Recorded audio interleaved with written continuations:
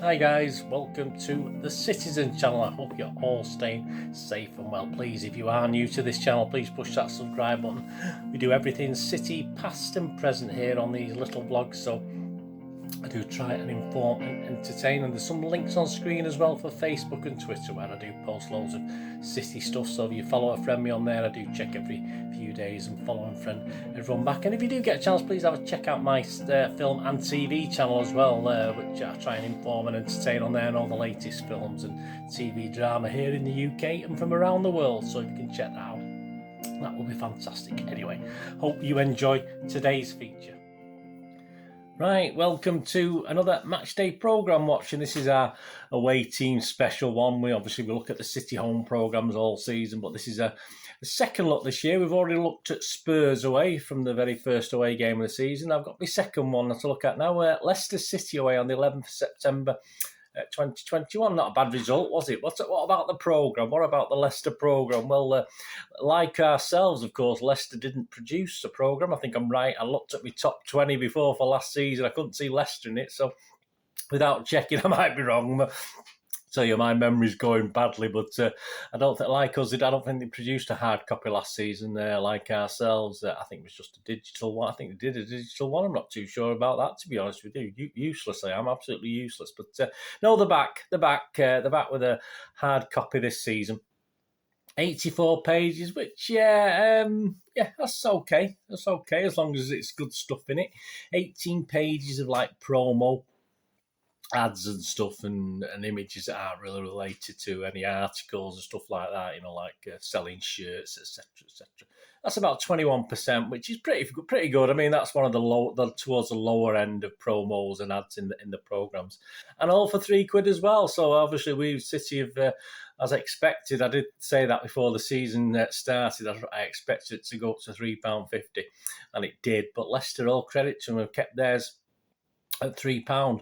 I had a quick flick through the magazine. As soon as I get it, I just have a quick flick through, see what it looks like. I say it was nice and neat and tidy, but it didn't look overly exciting, to be honest with you. But interesting enough.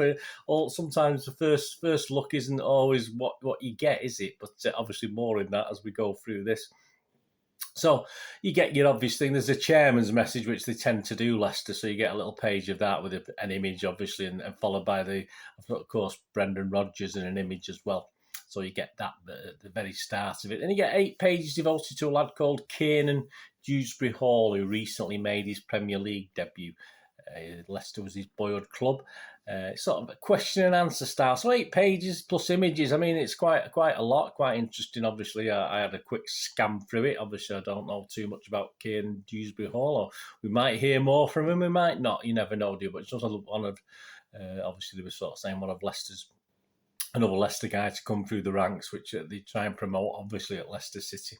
There's a look back at their players' travels during the international break. I think this is like their first home game for about a month, I think. So, obviously, a look back at that like City did in one of our early programmes as well.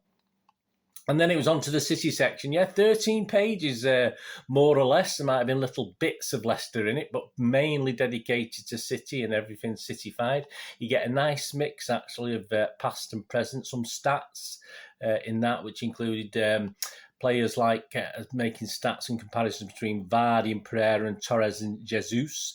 And a nice touch, he even went back and included old players like Billy Meredith and Ernie Hine of Leicester. Although I was trying to figure out what the stat was, and I couldn't figure it out. But I was tired. I mean, it was late at night. I couldn't figure it out. But anyway, I'm sure I could figure it out. I spent a bit more time. There's a small piece on Pep, which is okay. Obviously, isolating our main threats, which they said was Jack Grealish as our main threat, which is fair enough, and 3 other key players they had down as Diaz, Gundogan and Sterling. So, yeah, that was, to start off with, that was very good. And then you go on to a little bit of history, the best bit. This is the best bit for me, of course. You know me and my history. I look back at the unusual one. Perhaps it's because it was a September one, but they look back at the 10th of September 2011. I think it's more to do with the date, but obviously it's City against Wigan, nothing to do with our City. Manchester City versus Wigan back in September 11, and a bit odd, but obviously interesting. Obviously, it's looking back at obviously some of our who became legends and perhaps statues at the time, but It's a funny one, that, yeah. I mean, I would expect a little bit of history, like a look back at that, to be a Man City Leicester City game. But hey, there you go. It's unusual, quirky. I like that. Also of interest, you look back at visitors' derby days. Yeah, so they look back at us and United. So so they play other teams. They'll look at their local derbies. But obviously, they have a look at derby days, and history includes the 6-1, of course, and why always me, and the players that have played for both us and United. That's quite interesting. As I said, it's quirky. It's a little bit different, isn't it, to the norm? It takes it away from the sort of connection with Leicester City. And again, they do a captain fantastic. And of course, they look at no other. They're not going to look at any further.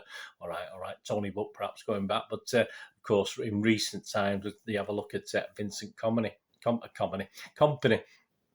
So that's a nice little article as well. And of course, the last time out was a 2-0 win for us on the 3rd of April 2021. So we have a little page and images on that one. So that's mainly, there's another little City bit in a minute, but that's the main section and the main crux of the City part of the magazine.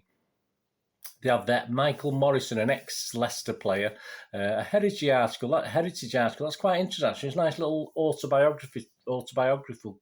I can't even say it, autobiographical sort of thing on Michael Morrison, an ex-player for Leicester City. Obviously, not an old player, obviously fairly recent looking at the pictures, but there's 5 pages on that. It's quite interesting just to read through about him. As I say, it's the sort of thing, if you're interested in football, you'll be interested in it. And there's a little bonus feature, again, for us City fans and interest to Leicester fans, of course. You have something called Football Pioneers, and this, just a page, and they got an image, and it's not a massive amount of information, but it includes our own Stan Horn, of course, which I've done a special on myself there over recent months.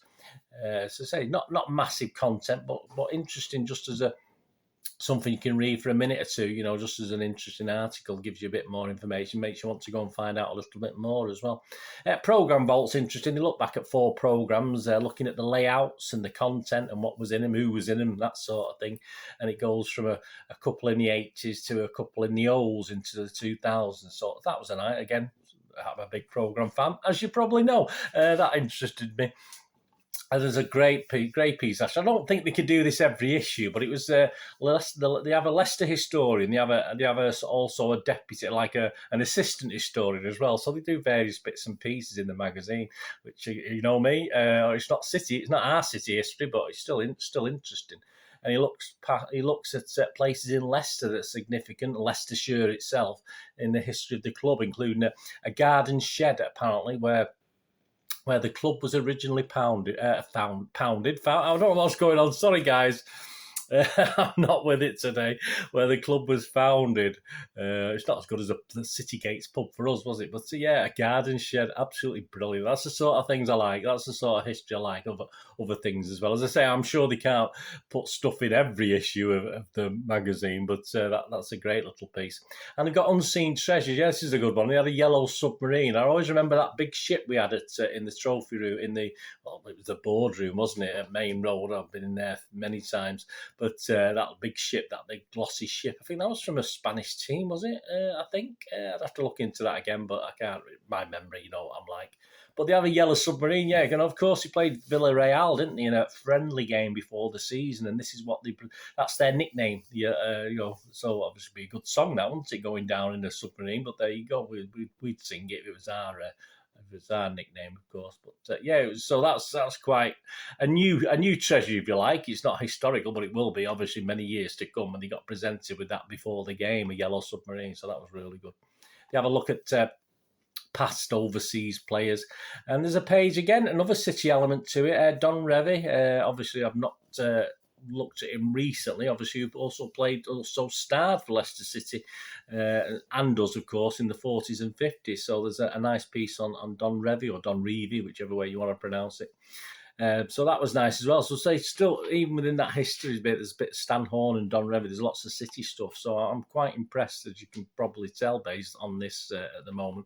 Not masses of it, but good little content. There's 6 pages on the ladies, which is fair enough. I mean, obviously the ladies football, and we do get the normal community stuff, the EDS Academy, all that sort of thing, Junior Foxes. I didn't see a quiz anywhere. I might have missed it, but I had a quick look. I couldn't see a quiz or anything like that. But hey, there you go. That's not too bad. So despite that uninspiring flick through, as I said at the start, it got some really good stuff in it. Not masses of it, of course. It would probably, at most probably take you certainly to get through the City stuff, probably 15 minutes or so. But if you're interested in the old Leicester players, and especially that Q&A, which is quite interesting, the autobiographical thing on that Mr. Michael Morrison. There's good stuff, some good stuff in there. I would certainly say it was certainly better than the R magazine so far.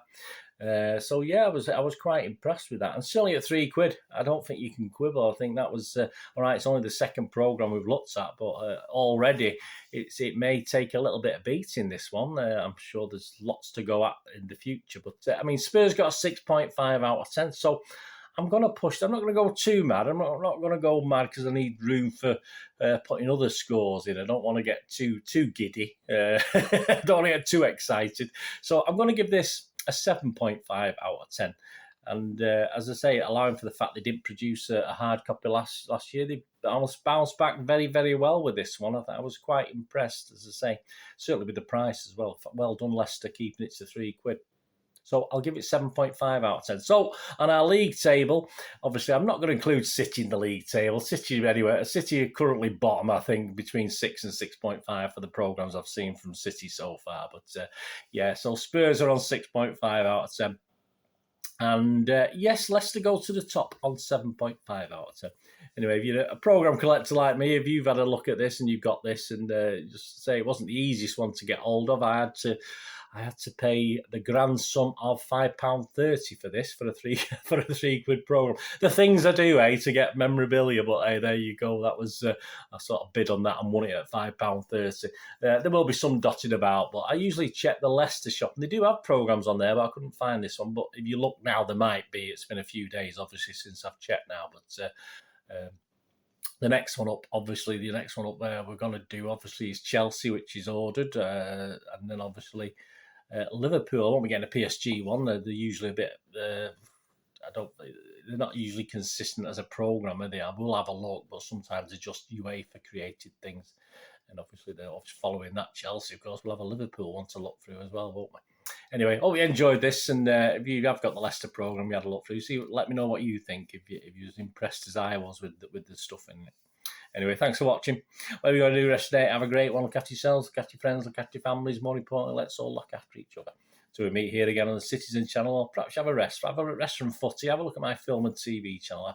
I try and inform and entertain on there as well, as best I can. So if you like my style, you might like my little style on there anyway. So it's much appreciated. But I only ever ask one thing until we meet here again or on that other channel. Please stay safe, Blues. Come on, City.